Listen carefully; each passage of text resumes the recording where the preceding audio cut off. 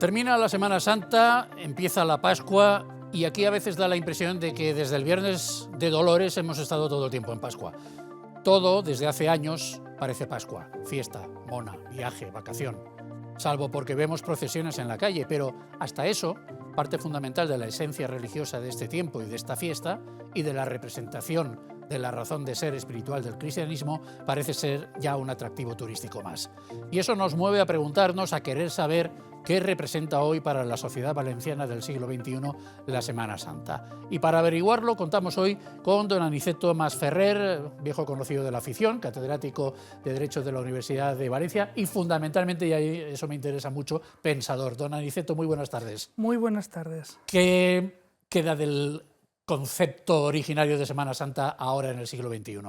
Hombre, yo creo que tiene una historia larguísima que empieza ya, pues yo si no recuerdo mal, fue el Concilio de Nicea del año 325, que se declaró pues, la fiesta de la Pascua, pero luego toda la costumbre de las procesiones empieza ya en la época medieval, desde principios del siglo XI y hasta la actualidad pues hay mucho recorrido histórico, ¿no? Ginés Marco es doctor en Filosofía de la Universidad Católica de Valencia. Don Ginés, muy buenas tardes. Buenas tardes. Eso en cuanto a las formas, pero en cuanto al espíritu, ¿qué pervive de todo esto? Bueno, yo creo que hay en estos momentos un auge de la religiosidad popular y hay muchos jóvenes que están redescubriendo las raíces cristianas de Europa, aunque parezca mentira. Y hay países en los que está rebrotando los actos procesionales, con lo cual me parece que es un momento de cambio, de catarsis y, por qué no decirlo, también de conversión, con lo cual creo que es un momento propicio para hablar de la Semana Santa y de todo lo que conlleva España, Europa, el mundo. Estupendo. Doña Ana Mafe, que es doctora en Historia, es investigadora, muy conocida por sus investigaciones sobre el Santo Cáliz. Doña Ana, muy buenas tardes. Muy buenas tardes, ¿Usted Vicente. también observa ese rebrote de la religiosidad? Bueno, el ser humano lo que necesita es trascender. Y esto ha ocurrido a lo largo de la humanidad, desde las propias cavernas, en donde ya encontramos una serie de ritualísticas que se quedan muy cortas de lo que sería propiamente dicho comer, supervivencia y poco más. Entonces esa trascendentalidad creo que ahora más que nunca se necesita y nuestras raíces europeas pues son lo que son y son lo que hay. Y creo que volver a ellas pues es una forma nueva de humanismo y de regeneración necesaria porque bueno, tenemos que recuperar la esencia que parece que se está diluyendo a mucha velocidad. Don Francisco López Porcal, escritor, investigador, buceador en los archivos literarios de la ciudad de Valencia fundamentalmente. Muy buenas tardes, don Francisco. Supongo que la Semana Santa, también la Pascua, pero la Semana Santa está muy presente en la obra literaria pública de Valencia. Sí, efectivamente, pues, está muy presente, desde luego, en varias obras literarias. Pero yo, a tenor de lo que decía también Ana, en fin, efectivamente la vida ha cambiado muchísimo, la evolución social de la Semana Santa es grande, porque hace 2 meses el mundo no era igual, con lo cual vamos de sobresalto en sobresalto, cómo no va a evolucionar los usos y costumbres de la Semana Santa desde donde la memoria nos alcanza, ¿no? Hasta hoy, ¿no? Mucho ha cambiado, ¿no? Los usos, las costumbres, las tradiciones y la forma de recoger y de vivir esa Semana Santa desde el punto de vista de la tradición. Vale, pues se lo planteo ya abiertamente a todos ustedes. ¿Tanto ha cambiado? Quiero decir, hombre, si nos atenemos a una época relativamente reciente para algunos de nosotros que ya peinamos canas, pues desde Franco hasta ahora, pues entonces no se podía poner música en público, sobre todo en los días más señalados de la Semana Santa. Ahora eso parece que no le importa a nadie. En fin, gestos de estos o cambios de estos sí que hay algunos bastante apreciables. Eso de alguna manera altera también la esencia iba a decir de la fiesta, de la Semana Santa. Venga, vamos a dejarlo así. ¿De la Semana Santa o no? Don Ginés, por ejemplo. Sí, yo creo que uno de los problemas que tenemos los católicos es un cierto complejo de inferioridad. Entonces hay momentos en los que nos avergonzamos de decir a lo que vamos a ir, es decir, a los oficios de Semana Santa. Tenemos como un cierto temor reverencial a que haya pues, una reacción de contestación. Y en muchos casos lo que hay es admiración cuando uno es coherente con sus convicciones y dice lo que piensa y es auténtico. Y en ese sentido sí que noto, por mi movimiento con jóvenes, por mi interacción con ellos, noto que hay verdadero deseo de conocer la vida de Jesucristo, que para muchos es un auténtico desconocido, y hay también deseo de unirse a esa festividad popular que muchas veces no sabemos muy bien qué reclamo nos lleva, pero lo que sí que está claro es que para ir a la playa siempre estamos a tiempo, es decir, que precisamente cuando tenemos buen clima no hace falta que tengamos que ir en primavera, solamente hay muchas... Pero son compatibles el acudir a la... A ver, acudir a las procesiones, yo no sé hasta qué punto. Hay mucha gente que lo hace, desde luego, con mucho fervor, pero a otros lo hacen con más curiosidad o con más interés turístico que otra cosa. ¿Eso es compatible en cualquier caso y el recogimiento que se supone que debemos tener, por lo menos los cristianos, durante estos días, es compatible con dedicar algunas horas al ocio, a la fiesta, a la playa? Yo creo que sí, vaya. Yo creo que una de las cosas más bonitas de la Semana Santa, y más en concreto cuando se refiere a las procesiones y a las cofradías, hermandades, etcétera, es que es una realidad que surge de la misma sociedad, ¿no? No es una realidad regulada desde arriba, ni por parte del Estado, ni por parte, digamos, de la jerarquía eclesiástica, son movimientos, organizaciones asociativas, podríamos decir, ¿no? Y creo que esto es perfectamente compatible, seguir esas procesiones, vivir interiormente en la Semana Santa, acudiendo a no solo a las procesiones, sino incluso a los oficios, como decía Ginés hace un momento, y al mismo tiempo tener tiempo para descansar, para leer, si hace buen tiempo, para ir a la playa. Yo creo que esto no es incompatible, vaya. Es decir, que... ¿Y por aquí qué me Yo dicen estoy de ustedes? acuerdo con él porque efectivamente hay gente que necesita ese descanso después de todo el trabajo y marcha a una población del interior mismo y entonces allí siguen los oficios en el pueblo o en la ciudad donde se desplazan. De hecho, ahí, desde el punto de vista cultural, ¿por qué no puedo conocer yo la Semana Santa, la célebre Semana Santa de Valladolid? Y conocer los pasos, el arte, la cultura, y no es preciso que esté en el mismo lugar de residencia, sino que se traslada por ver pues esa semana tan sobria, ¿no? Pero eso es turismo. Sí, es turismo, pero de alguna manera es un turismo cultural y religioso también. Yo es lo que veo así. Ana. Pues mi experiencia es que cuando hice yo el doctorado realicé una encuesta muy concreta con 2 preguntas y una de ellas era ¿la cultura es religión? Y evidentemente salió un no bastante abrumador, pero salió un 100% y eran 400 personas preguntando ¿la religión es cultura? Por supuestísimo. Entonces, aquí tenemos 2 partes para mí, una parte que es cultural o social y otra parte que indudablemente responde a una necesidad existencial de trascendencia. En mi caso, como cristiana y conocedora de la figura de Jesús, pues para mí la Pascua antecede la Semana Santa, que es la que acabamos de pasar, y esa Semana Santa para mí significa transformación. Y esa transformación tiene diferentes formas, nunca mejor dicho, de mostrarse. Una es a través de las procesiones, en donde se cuenta a todas las personas que están allí presentes una serie de elementos que, como muy bien ha dicho, nacen de la propia sociedad civil, que eso es impagable, ese movimiento.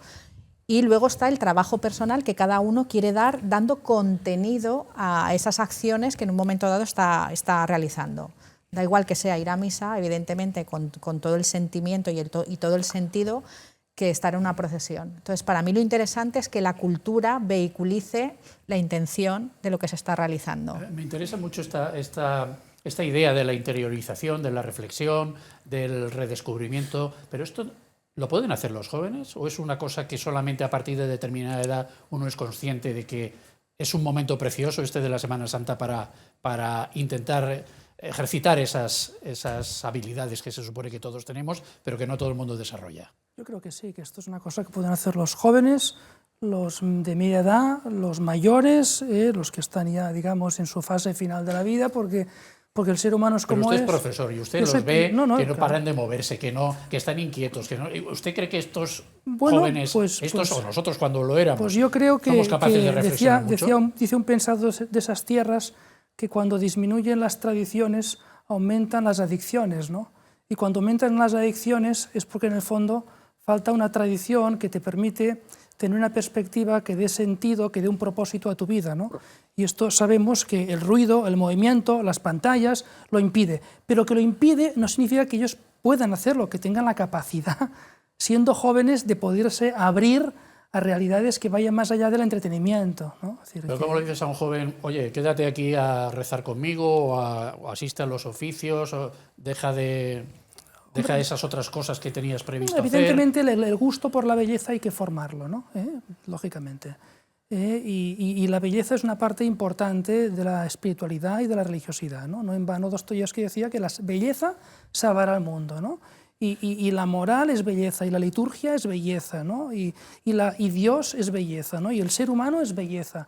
Entonces, es verdad que esa belleza hay que formarla, pero hay que dar los medios, y yo creo que unos buenos oficios bien celebrados, estoy pensando ahora mismo en el Patriarca, en la ciudad de Valencia, pues es una maravilla. Sí, yo creo que una persona puede ir y darse cuenta de la grandiosidad que aquello tiene, y darse cuenta que hay un misterio que está detrás de todos los signos, de las palabras, de la música, que va mucho más allá de lo sensible, que es a lo trascendental, a lo que se refería. Inés se está removiendo en la silla como los alumnos a los que hemos aludido. Pero eso es el valor de la liturgia también, lo sagrado, Yo establecería un paralelismo entre lo que es el realismo mágico, aquel de los años 60 del movimiento literario latinoamericano, y que concedía pues ese valor a lo maravilloso y lo cotidiano que se aunan, ¿no? Que están en la vida diaria, ¿no? Y de hecho, pues mucha liturgia y muchos ritos sagrados de la Semana Santa, el Corpus Christi, como en la iglesia del Patriarca, pues hay una magia detrás que si la quitas, si la eliminas, pues eliminas muchas cosas, ¿no? Mucha parte de esa creencia y esa fe, creo.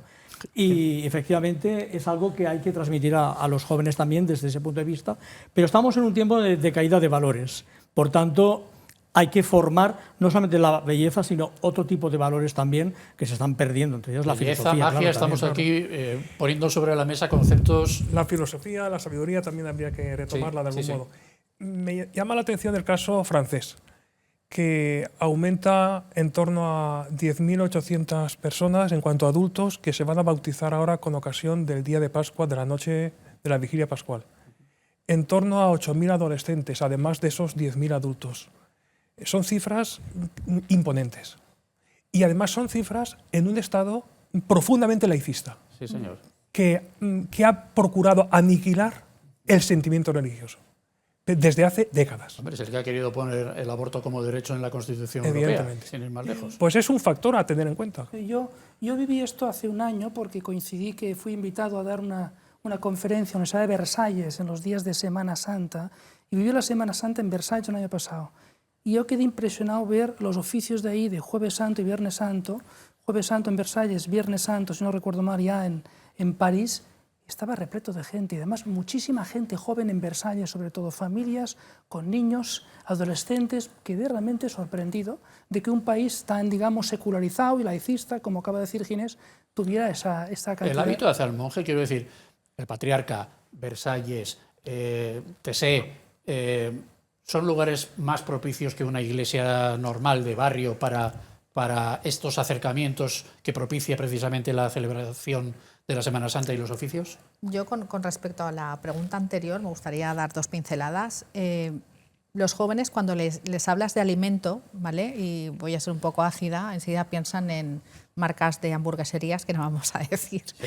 Y hay un trabajo muy bueno hecho por parte de esas empresas de lo importante que es comer azúcar, dulce, chocolate, etcétera, etcétera. Pero ¿quién le habla al joven del alimento del alma? ¿Qué es que porque no la ve no existe? Pues igual que el viento opera y no se ve, el espíritu interior opera en todos y cada uno de nosotros. Cuando esa reflexión trasciende a un joven y se empieza a hacer preguntas, sabe que no en todos sitios puede beber, como muy bien han explicado anteriormente. Si no bebes de tradiciones, si no bebes de tu propia raíz y estás condenado a ir al pairo, pues vienen las adicciones. Entonces, cuando el joven entiende, o las personas jóvenes entendemos que ser fuertes por dentro es porque nos hemos nutrido, hemos cogido herramientas emocionales, hemos tenido la figura de Jesús, la figura de otros santos, la figura de venerables, como esos posibles iconos a seguir, pues el propio sujeto, en este caso los jóvenes, te aseguro que, como muy bien ha dicho el profesor, siguen aquellos que son casos de éxito. Ahora vuelvo a preguntar, ahora repregunto lo del hábito, pero ya que entonces, con la reflexión de Ana Mafé también me quedo con la idea de que igual también sirven de punta de lanza los nuevos santos.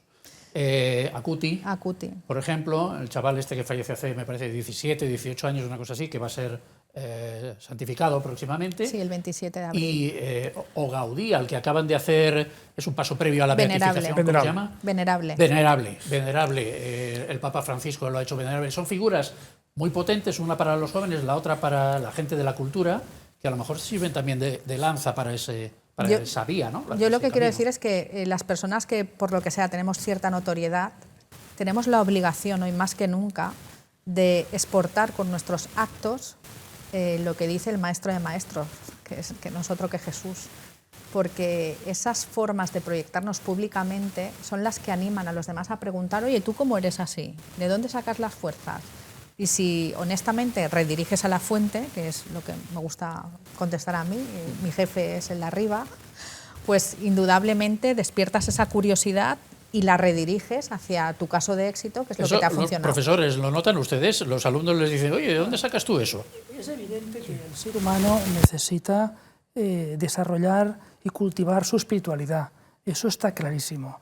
Es evidente, creo yo, me parece a mí que la Semana Santa, las procesiones son una expresión clara de esa necesidad que tiene el ser humano de unirse para celebrar algo, y además ese algo que tiene que ver con la propia tradición, con las propias raíces, ¿no?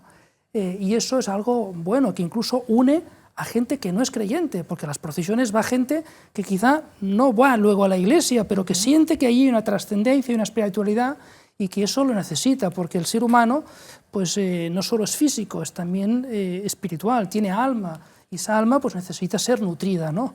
Con ideas, con liturgias. Pero usted parte de la idea, ya lo he dicho varias veces, de que el ser humano necesita. Seguro, claro, pero es que no solo necesita o solo algunos. Yo creo que la Semana Santa refleja que no solo lo necesitamos todos y de manera individual, sino que incluso lo necesitamos de un mundo desde una perspectiva social. Es decir, socialmente necesitamos expresar nuestro hambre de espiritualidad, nuestro hambre de religiosidad. Religión que viene de religare, ¿no? Porque el ser humano no es un ser aislado que está desconectado. Todo el mundo tiene, y perdóneme que le insista en ello, Aniceto, todo el mundo tiene esa necesidad, porque es que hay gente que vemos a diario que no parecen tenerla. Yo no sé si la tienen, pero a mí, en principio, no me lo transmiten. Bueno, no es oro todo lo que reluce, ¿no? Es decir, que una persona puede aparentar no, pero una necesidad de interioridad hace falta, una necesidad de belleza hace falta, una necesidad de sabiduría hace falta, eso es necesario. Lo que pasa es que esto se puede tapar con mucho ruido, con mucha música, con mucha vida sensitiva, ¿no? Con mucho placer, con mucho entretenimiento, con mucha pantalla, pero esto provoca un sentido de vacío interior que luego la gente experimenta. Pero para eso hay que tener calma en esta sociedad, porque parece que esta sociedad va montada en un tren de alta velocidad y entonces necesitamos esa calma para tranquilizarnos un poco y decir, vamos a ver dónde estamos, y con esa calma reflexionar, y estos días son muy adecuados para ello, ¿no? Necesitamos calma, necesitamos humildad para no reconocernos autosuficientes y necesitamos interlocutores válidos y no apariencias y no simulaciones. Yo creo que hay mucha gente joven que está cansada de la simulación en el sentido estricto de la expresión. O sea, necesita algo auténtico, algo sólido, algo que permanezca. Porque está bien que yo me comporte frívolamente, entre comillas, pero no quiero que hagan conmigo lo mismo que hago yo con ellos. Es decir, que en el fondo cuando uno no está con la conciencia tranquila tampoco quieren que le devuelvan la misma pelota, ¿no? En ese sentido, creo que es muy poderoso en estos momentos desarrollar la cultura de la ejemplaridad, la moral de la ejemplaridad. Desde Estados Unidos se está trabajando mucho en filosofía moral, la necesidad de encontrar anclajes sólidos. ¿Por qué? Porque si lo supeditamos a lo político, lo supeditamos a lo institucional, a lo mediático, eso es fugaz, eso es efímero. Hay que buscar la trascendentalidad. Eso es. Los anclajes trascendentes. La filosofía de la trascendencia, en definitiva. Venga, pues vamos a publicidad y enseguida volvemos a la pregunta que había dejado ahí colgada. A ver si el hábito hace al monje, a ver si las iglesias singulares, los parajes singulares ayudan a profundizar en la espiritualidad del ser humano. Volvemos enseguida.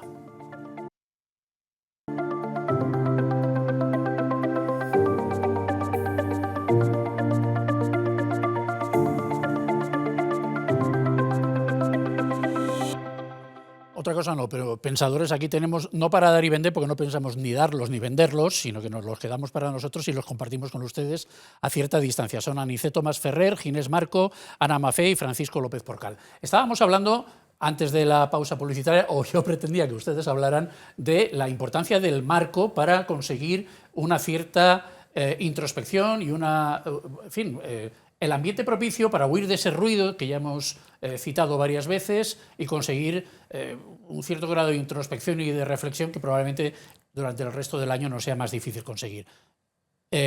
Háblenme de eso, por favor, del marco. ¿Hay sitios especiales? ¿Hay sitios con una religión o que propician la religiosidad de una manera especial? Yo creo que sí, yo creo que el sitio ayuda muchísimo.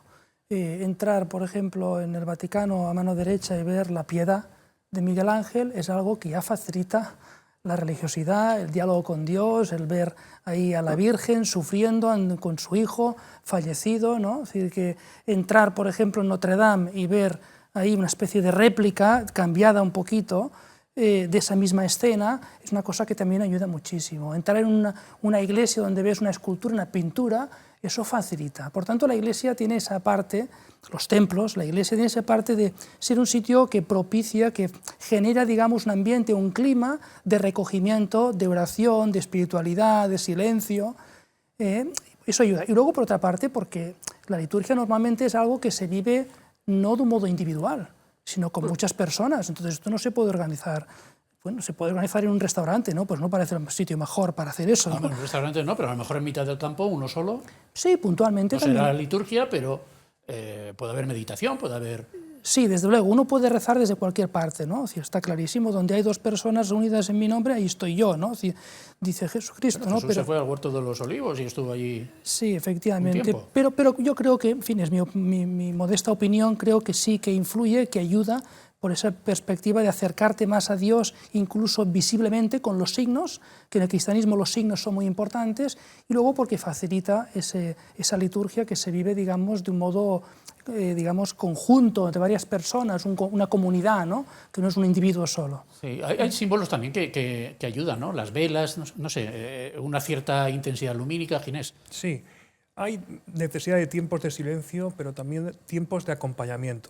Y hay cada vez más casas de espiritualidad, un poco camufladas como hospederías que se convierten en zonas de espiritualidad, para que haya personas que quieran encontrarse, dicen, van a encontrarse consigo mismas, van a encontrarse con Dios realmente. Y desde luego, a partir del encuentro con Dios, revierte en el encuentro personal y en la satisfacción de que estamos buscando una meta y que esa meta da sentido a nuestra vida, que es algo fundamental hoy, la pérdida de sentido y la necesidad de recuperar ese sentido. Pero sí que hay, ya digo, un redescubrimiento de lugares, de enclaves, que puede ser en Covadonga, por poner un ejemplo, o zonas de distintas instituciones de la Iglesia que tienen casas de espiritualidad, donde hacer unos ejercicios espirituales, un llamado curso de retiro, pues viene de maravilla. Es algo que nos hace ganar en todos los órdenes, ¿no? Y eso se está dando. ¿Por qué? Porque muchas veces alguien dice, bueno, ¿y ahora cómo comienzo? ¿Y ahora cómo me hago cristiano? ¿Y ahora qué pasos tengo que dar? Pues en ocasiones dar un paso, o dos o tres a la vez, de una tacada, es precisamente acudiendo a este tipo de iniciativas. Ana, Paco... Bueno. Yo pienso que depende de la sensibilidad de cada cual, el encontrarse con un edificio pues, que le fascina. Y yo conozco a gente que a lo mejor pues, el gótico, las líneas medievales, invitan a la espiritualidad y que invitan a ese recogimiento que a lo mejor pues, alguien que le gusta mucho la decoración barroca, esa escenografía tan rica del barroco, donde cada pieza tiene un significado y cada pintura tiene una historiografía donde uno se puede reencontrar, a falta de que no le coja el mal de Stendhal, ¿no? Y que se emocione demasiado, pero que sí que efectivamente entra en sintomatología con todo lo que está viendo, ¿no? Pero ya digo, depende de la sensibilidad de cada cual, ¿no? Y pienso que es muy particular esto. Ana. Yo en tu pregunta distingo dos temas. Uno es propiamente la liturgia, que la liturgia de por sí hay que vivirla en compañía. Claro. Y además de forma pública. A mí me encantan las misas de campaña y sobre todo en lugares emblemáticos, pues yo qué sé, pues en medio de la naturaleza, me parece maravilloso por el guiño ese al Huerto de los Olivos. Pero considero que como muy bien ha explicado él, hay un punto de sensibilidad que el que lo tiene goza, pues estando en lugares tan emblemáticos en Valencia como puede ser para mí la Capilla del Santo Cáliz, o lo que has comentado tú antes, el patriarca, porque literalmente se te eleva el espíritu viendo la grandiosidad de ante lo que estás. Y sobre todo lo que falta para mí es explicar muy bien la Eucaristía. Y lo que echo de menos, con perdón y súper humildemente lo digo, es la oportunidad que tienen muchísimos párrocos de poder dar un maravilloso y flemático explicación de las lecturas, y a veces se quedan muy cortitos. Es que claro, ahora claro, como no hay, bueno, hay y no hay en algunos y en otros no, religión en las aulas, vamos con vamos cojos, ¿no? Vamos cojos al encuentro de todo este tipo de tradiciones. Supongo que esa falta de educación hace que, claro, aquí somos muy pendulares en España. Pasamos de todo tiene que ser religión a nada tiene que ser religión. Y al final no sabemos ni la historia de las religiones. Y eso hay que saberlo para entender cuadros, para cualquier cosa que no necesariamente tenga que ver con la religión. Y yo ahí echo mucho de menos, muy en falta, esa cultura religiosa que podría llevar también a la religión o no, pero que al menos nos daría un barniz un poquito más culto del que presumo que van a tener algunas de las generaciones que nos sucederán. Claro, Vicente, pero es que en España también hay una confusión ya endémica e histórica, que es la confusión ética-religión, ética como sustitutivo de la religión. Exacto. Yo no tengo que ir a clase de religión y entonces voy a ética. Y ahora hablamos de valores constitucionales. Pero ¿qué valores vamos a hablar si precisamente quienes tienen que dar más ejemplo respecto a la vivencia de esos valores están transmutando esos valores? Es complicado que eso sirva de acicate para alguien, ¿no? Sirva de referente.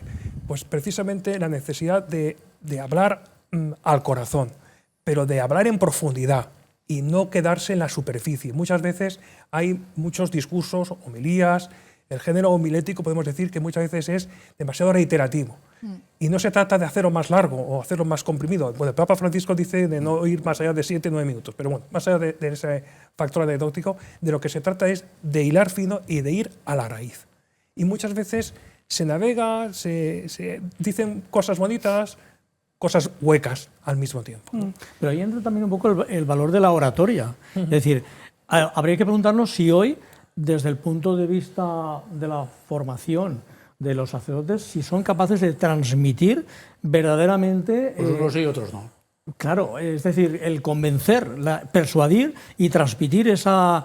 Con las propias palabras, ¿no? Claro, Esa pero el oratoria sacerdote tiene muchas más cosas que hacer aparte de pronunciar sí, homilías. pero también es una, yo no sé, también es una vocación también la propia persona, ¿no? El propio sacerdote, que tenga esa virtud, ¿no? De poder transmitir. No sé si hay clases previas en los seminarios de oratoria o de algo parecido para enseñar a hablar al público de una manera eficaz. El Papa Francisco está enfatizando mucho precisamente en la literatura. Más allá de la teología y la filosofía y algunas polémicas que pueden venir anidadas en ambas disciplinas, reivindica el papel de la literatura y sobre todo los grandes maestros de la literatura como acicate para la formación de los seminaristas. Porque muchos seminaristas pueden no tocar suelo en el sentido popular de la expresión a la hora de no tener anclajes humanos, ciertamente humanos. No voy a decir al modo nietzscheano humanos demasiado humanos, sino humanos ciertamente humanos que hace falta. ¿Por qué? Porque si naturalmente no estamos bien anclados, lo sobrenatural acaba siendo lánguido, acaba siendo efímero incluso, ¿no? Algo accesible, ¿no? Supongo que sería la idea. Bueno, yo no soy quien para juzgar a los sacerdotes como No, predican, no al igual, bueno, para valorarlo, ¿no? Porque en todas cosas yo también soy profesor de universidad y a veces creo que tendría que dar las clases mejor y no doy todo lo que puedo, ¿no? Con lo cual ellos también entiendo, Claro que sí. son profesionales, hacen lo que pueden y yo como docente también hago lo que puedo y ahí tenemos que procurar mejorar, ¿no? Pero a mí lo que me preocupa de alguna manera en todo esto que estamos debatiendo aquí de la Semana Santa y de lo que supone el sentido social de la Semana Santa es que no lleguemos al fondo de la cuestión, ¿no? Porque la liturgia es muy importante, los oficios son importantes, el ritual es importante, pero todo eso son formas que reflejan la esencia. ¿Cuál es la esencia, ¿no? Es decir, ¿qué es lo que tanto un creyente como un no creyente puede tomar de la Semana Santa, ¿no? Pues yo creo que hay 2 o 3 cosas que son fundamentales, ¿no? Que yo creo que habría que tener claras. Una clarísima es, y eso le interesa a todo el mundo porque lo tocamos todos los días, es la cultura del perdón. La cultura del perdón está en el centro de la Semana Santa, ¿no? Es decir, la cultura del perdón significa que el mal la muerte, desde una perspectiva religiosa, el pecado, no tiene la última palabra, que la última palabra la tiene el perdón. Y que, por tanto, es decir, que perdonar es liberador, y sentirse perdonado es liberador, y uno se siente querido cuando se siente perdonado, ¿no? Y que esto es lo que, de alguna manera, transmite lo que el mensaje fundamental de estos días de la pasión y muerte del Señor y resurrección, ¿no? Es decir, que el que no tiene culpa ofrece su vida para perdonar a todo el mundo. Y que cuando está ahí en la cruz, dice, Padre, perdónales porque no saben lo que hacen. Bueno, es que esto, evidentemente, el derecho no puede funcionar de esa manera, no puede perdonar al tipo que ha cometido un delito, lógicamente, ¿no? Pero cuán distinta sería la sociedad si cundiera más ese mensaje del perdón. Aquí no, aquí la gente tiene una gran dificultad en perdonarse a sí misma. La gente no se perdona a sí misma, ¿no? Claro, lógicamente, si no te perdonas a ti mismo, no vas a perdonar a los demás. No solo no los perdonas, sino que tu vida es criticar a los demás, juzgar a los demás, condenar a los demás. Y eso es todo lo contrario. Con lo descansado que te quedas cuando perdonas. Todo lo contrario del mensaje cristiano y de lo que hace Jesucristo, ¿no? Es decir, no condenéis. Oye, aquí hemos pillado a una prostituta en flagrante adulterio. ¿Qué hacemos con ella? Pues el que esté sin pecado que tire la primera piedra. Todos se fueron. Oye, nadie te ha condenado. Yo tampoco te condeno. Ana. Siguiendo tu línea discursiva, yo me quedo con el amor. Para mí el perdón, el amor. El amor. Cuando Jesús instituye su memoria, que a mí me gusta llamarlo así, porque en época paleocristiana no hablamos de Eucaristía. Eucaristía es una palabra que nace en el siglo IV, dentro de lo que es esa ritualística, significa acción de gracias. La memoria de Jesús se celebra a través de la palabra griega ágape, que significa amor, pero no un amor de mí hacia mí mismo, sino un amor que viene desde lo alto, me impregna y eleva mi espíritu. Entonces, la base para el perdón es amarte a ti mismo. Cuando tú te consideras lo suficientemente humano como para saber que te vas a equivocar, que no eres Dios, que cometes errores y que te mereces que esos errores sirvan de aprendizaje, cuando tú eso lo asimilas desde el ego, nace esa cultura del perdón. Pero cuidado con el amarte a ti mismo, porque estamos viendo muchísimas campañas publicitarias muy recientes. Yo me amo a mí mismo, yo me cuido a mí mismo. Pero eso es un hedonismo cutre. Eso es. Estamos hablando de amarse... entre hedonismo y egoísmo. Desde la propia realidad. Entonces creo que la figura de Jesús ahí, pues para mí debería de ser mucho mejor explicada. Porque el maestro de maestros, que es como a mí me gusta llamarlo, de hecho no hay un solo coach o filósofo de esta nueva era que no cite a Jesús de forma velada sin citar la fuente, o sea, esas palabras de autoestima y de superación que estamos oyendo están todas recogidas en la fuente de los evangelios. Pues para mí ese motivo del amor propiamente dicho, como lo dijo Jesús, ámate y ama a los demás, es la base para mí de lo que es esta nueva espiritualidad basada en la religión cristiana, que considero que aquellos que tenemos cierta relevancia la tenemos que poner encima de la mesa. Hemos hablado del perdón, hemos hablado del amor. ¿Qué más hay en la esencia de la Semana Santa? Yo creo que otra cosa que está en la esencia de la Semana Santa, pero que está conectada y que es muy importante en la sociedad, es la cultura del servicio, ¿no? Es decir, esa idea de que uno gobierna sirviendo. Es decir, la idea de que la libertad tiene su sentido en la entrega a los demás, en el amor, en definitiva, ¿no? Y que la manera, y amar, en definitiva, supone procurar el bien a los demás. Y un modo muy concreto de procurar el bien a los demás es servir. Entonces, entender el trabajo como servicio, el gobierno de la cosa pública como servicio, es decir, el docente que sirve, el empresario que sirve, el trabajador que sirve, es decir, concebir la propia existencia como un servicio a los demás. Yo creo que el modelo de esto es Jesucristo, porque dijo, el Hijo del Hombre no ha venido a ser servido, sino a servir y a dar su vida en rescate por muchos. Es decir, y lo que se está viendo en la Semana Santa es eso, que da su vida en rescate por muchos, pero cuando toda su vida ha sido servicio, porque ha venido a servir. A mí lo que me preocupa es que haya gente que observe todo eso de la Semana Santa y al final diga, mira, pringaos. Bueno, son unos pringados, los cristianos son unos pringados. Los psicópatas están a la orden del día. No sé qué porcentaje hay en la población, un 10, un 7%. Lo malo es que todos esos lleguen a la política, todos. Eso es lo malo. Bueno, el servicio es generosidad. Hoy en día, pues la generosidad es también escuchar al prójimo, escuchar al amigo, tener tiempo para dedicarle, porque hay mucha gente que necesita ser escuchada. Sí, señor. En silencio, escuchada, y necesita contar cosas. Pero como estamos tan hiperconectados en esta sociedad de hoy, que parece que el WhatsApp parece que lo resuelve todo, y el WhatsApp es algo muy ambiguo, ¿no? Porque no te cabe una carta, hoy no se escriben cartas, hoy no, una llamada cuesta, ¿no? A veces cuesta. Y yo creo que en esa llamada o en ese tiempo para escuchar a otra persona entra lo que decía Anicito, el servicio y también la generosidad. Son conceptos muy importantes y a mí me interesa mucho, desde luego, que podamos aclararlos. Y yo añadiría otro aspecto importante, ¿no? Que es la cultura de la solidaridad, que creo que es muy importante, ¿no? Porque la solidaridad significa en una sociedad en la que lo que hay fundamentalmente son tribus, son bandas, son grupos, que la persona que no está conmigo está contra mí directamente. Es decir, uno no es capaz de escuchar a la persona que no piensa como él, no se estrechan lazos de amistad y de relación auténtica con gente que no piensa como yo, no vive como yo. Esto no tiene ningún sentido. Es decir, uno de los tres grandes principios de la Revolución Francesa, que en el fondo es cristiano, libertad, igualdad y fraternidad. Es decir, esta persona que no piensa como yo es mi hermano. Curiosamente, en la Revolución Francesa se guillotinaba gente, ¿no? Si se hablaba de fraternidad y se estaba guillotinando a gente. Esto es una incoherencia, lógicamente, ¿no? Todos tenemos ese peligro de caer en las incoherencias. Pero esa idea de la idea de querer al que no piensa como yo. Es decir, esa idea de procurar no desear el mal para nadie. Esa idea de procurar que el rencor no anide en el corazón hacia aquella persona que no te ha tratado bien. Es decir, esto es profundamente cristiano. Paco, estos conceptos salen en las obras literarias modernas, se ha perdido con respecto a las de... ¿Va a más o va a menos con respecto a usted, que es un investigador? Hay muchísima novela contemporánea y muchísima novela negra. Muchísima novela negra que trata la condición humana. ¿Por qué hemos llegado hasta aquí? Hace poco estaba leyendo una novela que estaba...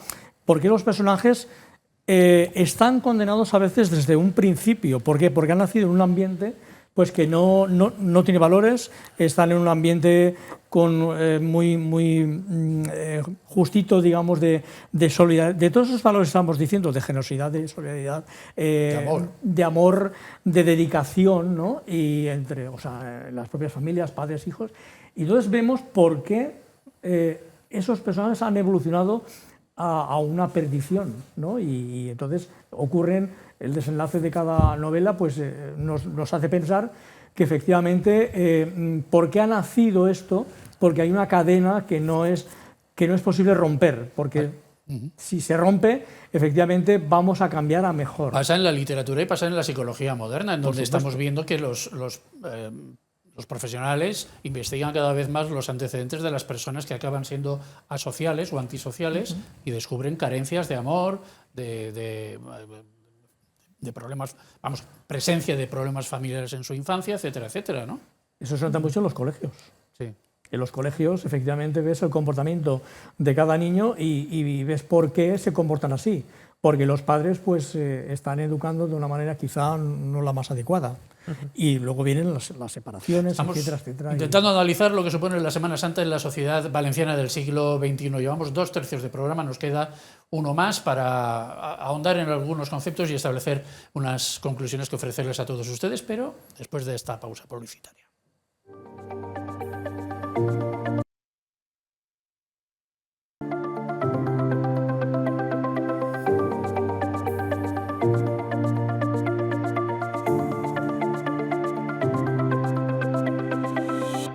Hablamos de Semana Santa, ahora que se está acabando, que está a punto de empezar el tiempo de Pascua. Haremos una reflexión también sobre la Pascua.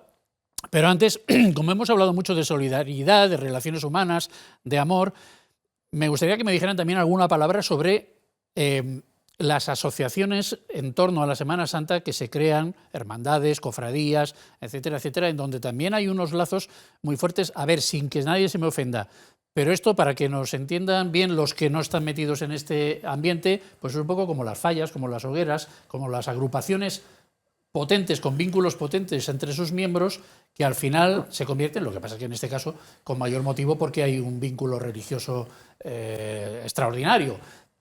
Pero hay verdadera vida en hermandad, en cofradías, en parroquias. especialmente durante la Semana Santa, pero también a lo largo del año, asociaciones vicentinas, etcétera, ¿no, Paco?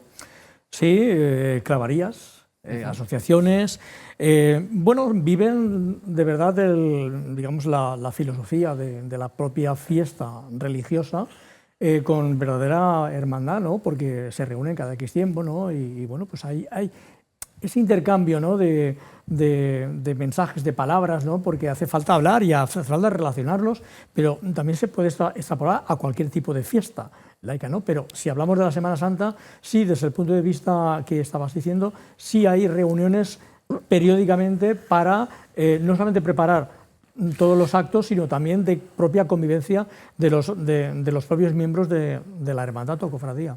¿Ginés? Sí, lo mejor es la espontaneidad que tienen el origen organizativo de estas entidades, ¿no? Que no estén tuteladas por instancias mayores, que no estén sojuzgadas también, es decir, que tengan libertad, maniobrabilidad y también capacidad para desvincularse los miembros que así lo consideren. ¿Y qué es lo que puede enturbiar este tipo de iniciativas? Muchas veces la rivalidad entre otras asociaciones, hermandades, etcétera. Porque eso pervierte el objetivo, digamos, fundacional. Eso digo yo que si pasa, pasará en las ciudades con una tradición muy potente, ¿no? Así es. De Semana Santa. En las de la Comunidad Valenciana, evidentemente hay una tradición fuerte, pero No se llega a la confrontación. no como las grandes ciudades de Semana Santa que hay en España, Eso es. que no voy a citar ninguna, pero que estará en la mente de todos, me imagino. Y tanto, y tanto. Sonríe usted, con lo cual me imagino que estará conforme que esa rivalidad ahí existe. ¿Existe rivalidad entre Semana Santa y Pascua? ¿Hay gente que simplemente aprovecha este tiempo para hacer una Pascua extendida y tomarse unas vacaciones de verano anticipadas, una preparación para las vacaciones de verano? Bueno, en muchos casos, muchos católicos, curiosamente, que se apresuran a querer vivir los oficios de Semana Santa, quizá desconectan el día fundamental, que es el día de la vigilia pascual, ¿no? En ocasiones parece que la asistencia a las celebraciones litúrgicas va decayendo a medida que tiene toda su pujanza el Jueves Santo. El Viernes Santo es un día así un poco de indefinición para algunos, aunque en muchos casos se vive bien. Y luego la vigilia pascual, que es el día por antonomasia del cristianismo, parece que decae un poco. Es algo extraño. Pero sí que es verdad que la Semana Santa tiene fuerza por sí misma y no tiene por qué rivalizar con ninguna otra instancia del calendario. Y, por supuesto, la Pascua tiene mucho que celebrar, que para algunos la Pascua es una semana, incluso en Valencia diremos hasta el lunes de San Vicente, pero la Pascua, conviene recordarlo, acaba en la cincuentena pascual Pentecostés, el Espíritu Santo, con lo cual no es cualquier cosa, es un tiempo litúrgico muy fuerte en la Iglesia y un tiempo de hermandad y un tiempo de propósito y un tiempo de trabajar en pos de un mundo mejor. Pero para la gente del común, por así decir, los días religiosos fuertes son esos jueves, viernes y domingo. El sábado parece que queda ahí un poco diluido, sábado santo. Y ya lo de la Pascua ya parece que ya es eso, tiempo de ir al campo, la mona, el cocodrilo con el huevo duro, en fin, ese tipo de cosas. Pero son los recuerdos un poco de de ese otro sentido tiempo, ¿no? religioso, Recuerdos de después otro de la tiempo. resurrección. Sí. No, digo que son los recuerdos de otro tiempo, ¿no? Donde los escolares en aquel tiempo queríamos esos 3 días de Pascua, ¿no? Y teníamos un poco el foco en esos días de fiesta, ¿no? Quiere evitar el huevo duro en la frente. Sí, y bueno... Tenemos el foco en la frente. Pero sí, efectivamente veíamos un poco pues, la liturgia como un poco con mucha seriedad, ¿no? Es decir, ¿por qué tapan las figuras con un trapo morado y tal? Nos preguntábamos, porque no tenemos muy bien el significado y luego ya vas comprendiendo el porqué, ¿no? Pero sí, poníamos el foco en la fiesta, en lo que es la fiesta, la celebración, porque si es domingo de resurrección, es domingo de fiesta y de alegría y de campo y de pasarlo bien, que es donde pues, la relación humana es mucho más patente, ¿no? Donde están ahí en la extroversión. Los cristianos somos muy tímidos respecto de otras religiones en esto de exteriorizar los buenos deseos. Feliz Pascua de Resurrección. Esto parece que en otras religiones los días grandes se proclaman con mucha facilidad. Cada vez que te encuentras con alguien le dices feliz tal, feliz cual. ¿Y los cristianos nos da más vergüenza? Bueno, en el ámbito navideño muchas veces decimos o dicen mucha gente felices fiestas y no dicen feliz Navidad, aunque se está, como la Navidad, se ¿no? está retomando Exacto, la feliz sí. Navidad. En el ámbito de la Pascua podemos decir que feliz Pascua no es que se diga mucho, Algunos dicen feliz Semana Santa, ahora dicen ahora. Bueno, yo creo que lo propio es decir feliz Pascua. Buena Felices Pascua. Pascuas. Felices Pascuas. Eso sería Yo lo recuerdo sí, adecuado. haber escuchado Feliz Pascua Florida. También. Florida por la época, ¿no? Y Feliz Pascua de Resurrección, sí. Bueno, total, ¿somos tímidos o no, Ana? Yo creo que nos han creado muchos... Respecto de... Yo soy hija de la democracia, entonces no puedo hablar con anterioridad. Yo Usted ha estudiado mucho y ha leído lo mucho. que veo lo que siento en propia carne es que desde los poderes fácticos, por llamarlo de alguna manera, se ha creado una especie de complejo de inferioridad a la exaltación pública de lo que es la fe. Y cosa que yo no entiendo, por ejemplo, fíjate, y hablo ahora como turismóloga, no como doctora en Historia del Arte, porque precisamente la idiosincrasia de un pueblo es lo que le da la genuidad para que la gente vaya a verlo y no sea un Walt Disney, no sea algo creado o co-creado. Entonces, en sociedades como, por ejemplo, la estadounidense, donde su relativa historia en prácticamente 200 años se acaba y no tienen dónde acudir, pues cuando tenemos fiestas de Corpus Christi, que viene del siglo XVI, cuando hablamos de una celebración de la Pascua, que como muy bien has dicho, en el siglo IV ya se estaba estableciendo, los propios Vía Crucis en Tierra Santa se establecen ya en el siglo XII, o sea, es que estamos hablando de una cantidad de años que yo se lo decía con cariño al compañero, ¿quién es quién con su cargo político para cortar una raíz que lleva de generación en generación en su pueblo porque considera que un acto así no debería de ser? Pero eso no se consigue nunca, se entorpece, se No, pero es que no dificulta, lo pero- llego a entender porque esa soberbia humana de la persona que está tomando esa decisión, en realidad lo que está reflejando es una incultura y una Ya, pero falta lo que de... ellos te dicen es, eso hazlo tú en privado No, con no, los no, tuyos, eso no lo es hagas en incultu- público, no No, eso no es cortes la calle, no... Pero es que eso es incultura y falta de amor por sus propias raíces. Esa persona ha llegado ahí por esas raíces que ahora pretende cortar. Y aquí, disculparme, hago el ejemplo de la medicina. En etiología, si tienes una enfermedad, vas a la raíz y la cortas, que era lo que hablábamos antes, ¿qué ocurre? Que eso languidece y muere. ¿Quién es quién para empezar a cortar estas raíces que nos han dado ese pensamiento crítico? Y si algo sabemos los europeos es repensarnos. Pues yo te hago de abogado del diablo, que es lo que vengo haciendo todo el programa, y te diré, pues los votos.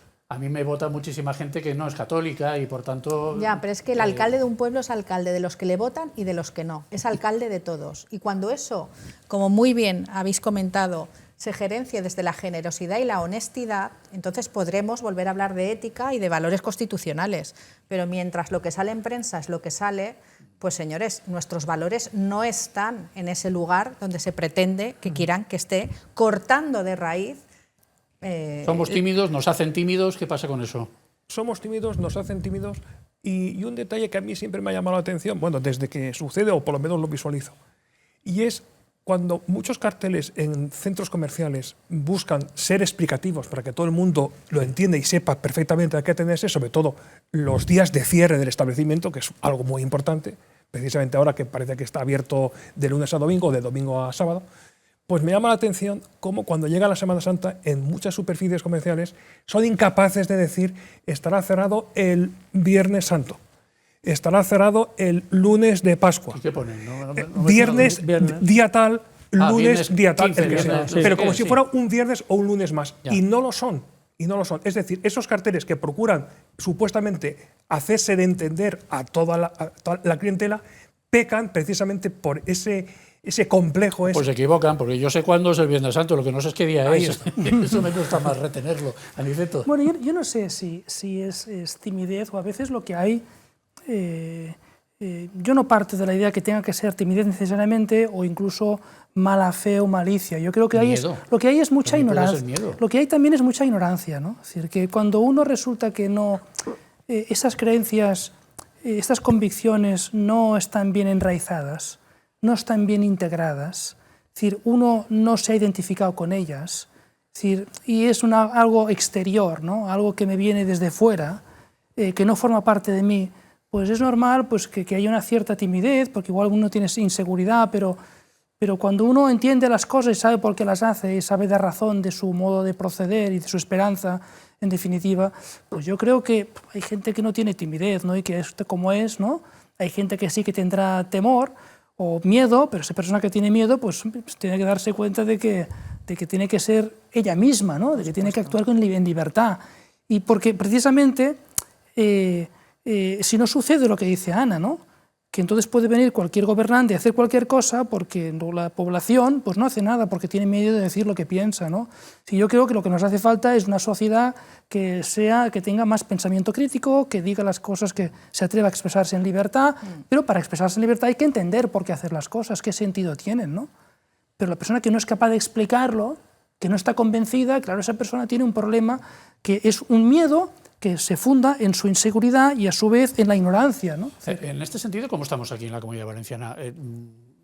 ¿Expresamos con suficiente extroversión los sentimientos religiosos del que los tenga? ¿Respetamos los que no tengan ese sentimiento religioso los de los demás de una manera mayoritaria? ¿Cómo ven ustedes que se vive la Semana Santa, la religiosidad y estas manifestaciones populares? Que, por cierto, el obispo de Alicante, Monseñor Munilla, yo se lo tengo muy oído, la sorpresa que le causó la cantidad de gente que acude a las manifestaciones populares, en su caso en la diócesis de Orihuela-Alicante, y lo importante que se sabía para luego otros fines en pro de la Iglesia. Pero bueno, ¿cómo ven ustedes ese panorama en el conjunto de la Comunidad Valenciana? Yo creo que en general hay respeto, cada uno pues va donde quiere ir. Y desde luego yo no he visto problemas en ese sentido, ¿no? Hay quien le gusta la tradición y hace lo mismo todos los años porque sí, porque es lo que toca respecto a su sentimiento, ¿no? Y a sus creencias, y hay quien ya tiene ya la norma de marcharse fuera y ya está. Pero creo que no hay una, no sé, una crítica de unos sectores a otros porque no dejas de hacer esto y tal. Pero sí que había que trasladar Viernes Santo, la palabra santo, lo que es lo que se esconde detrás, digamos, de la festividad, trasladado al terreno de lo social, que sea socialmente aceptable por todos, y ahí creo que hay un poco de ignorancia, de falta de formación y de explicar por qué. El Viernes Santo es un día muy especial, entre otras cosas, porque no salen los periódicos, que eso pasa un par de veces al año. Es como un día muy, muy, muy especial el Viernes Santo dentro del calendario del calendario anual. Pero bueno, cuéntenme ustedes, ¿cómo ven el panorama aquí en la Comunidad Valenciana? Bueno, sí, adelante. Adelante, Ana. Yo en particular, por el tema del Camino del Santo Grial, realmente he sufrido en propias carnes un anticlericalismo por parte personal de querer cambiar los conceptos. Yo siempre explico que esto se llama el camino porque Jesús a sí mismo, ¿cómo se define? Yo soy el camino. La verdad y la vida. Y el Santo Grial, ¿de quién sería esa copa legítimamente si no es de nuestro Señor? Pues el camino del Santo Grial. Pues esto ha derivado en ruta grial, pues porque a los alcaldes de mi cuerda le molesta la palabra santo.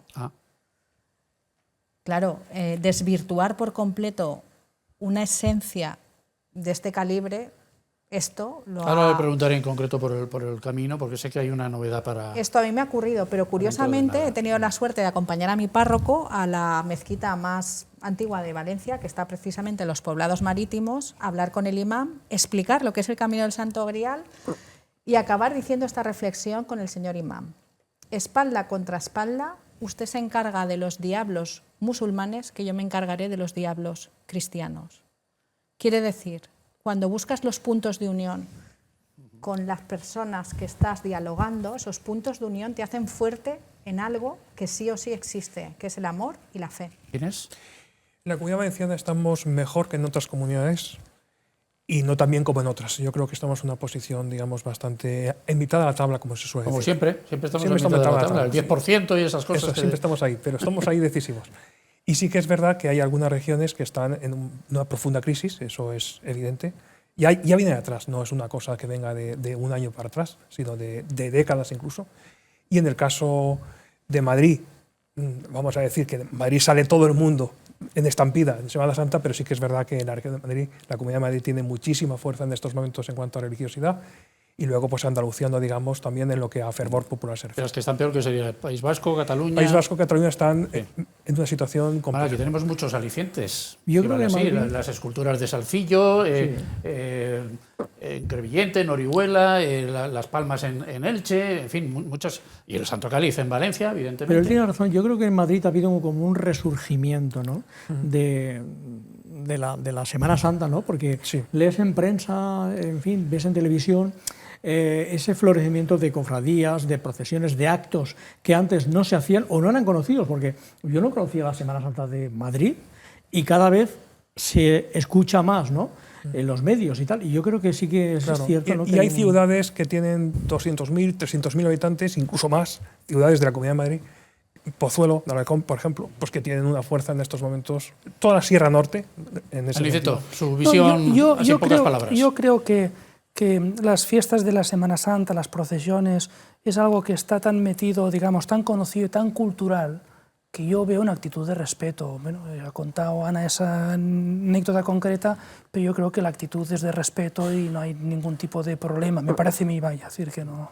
Ana, apuntábamos, ahora en mayo vamos a tener noticias del Camino del Santo Grial. Cuéntenos. Bueno, pues que estamos convocadas la Asociación Internacional Camino del Santo Grial para ir ante el Consejo de Europa, y el mismo panorama que encontró don Manuel Fraga Iribarne en 1987 para posicionar Compostela y el Camino de Santiago, vamos a tener la oportunidad de defender esa candidatura ante más de 40 países, con 40 dignatarios, que no sé si son ministros de Exteriores o de Cultura, el equipo francés en este caso y el español que capitaneo yo. ¿Qué puede suponer ese reconocimiento? Pues puede suponer dos cosas. Primero, posicionar a Valencia como la mejor ciudad, entre comillas, jubilar del mundo, porque no tiene un falso histórico, que es lo que demostré científicamente aplicando el método científico en mi doctorado. Esto es fundamental. Y dos, tener la oportunidad de conseguir, lo digo con todo el amor del mundo, tantas ventajas de inversión como ha conseguido Galicia en los últimos años, sí, que estamos hablando de inversiones directas de más de 400 millones de euros, que esto no es deuda país, y que bien le vendría a la zona de la Dana, que también entra en ese camino del Santo Grial. Yo lo digo con todo el amor del mundo, esto es para el territorio. ¿Cuántas opciones, qué porcentaje tenemos de salir? Bueno, pues la ventaja es que el dossier que hemos enviado ha sido excelentemente bien evaluado, y a partir de ahí, pues por favor, los que nos estáis escuchando, rezar para que el día 7 se iluminen las mentes y los corazones de quienes votan, porque el dossier técnico pues ya lo tenemos con una nota excelente. El día 7, ahí cerquita de la Virgen. 7 de mayo a las 3 de la tarde. La Virgen de los Desamparados, que nos están viendo en toda la Comunidad Valenciana, y a veces con este valencianocentrismo a veces nos creemos que solamente hablamos para la gente de Valencia. En fin, don Aniceto, don Ginés, doña Ana y don Francisco, ha sido un placer contar con ustedes. Feliz Pascua de Resurrección. Feliz Pascua de Resurrección. Y a ustedes, señoras y señores televidentes, como siempre les digo, gracias por la atención prestada y queden ustedes con Dios.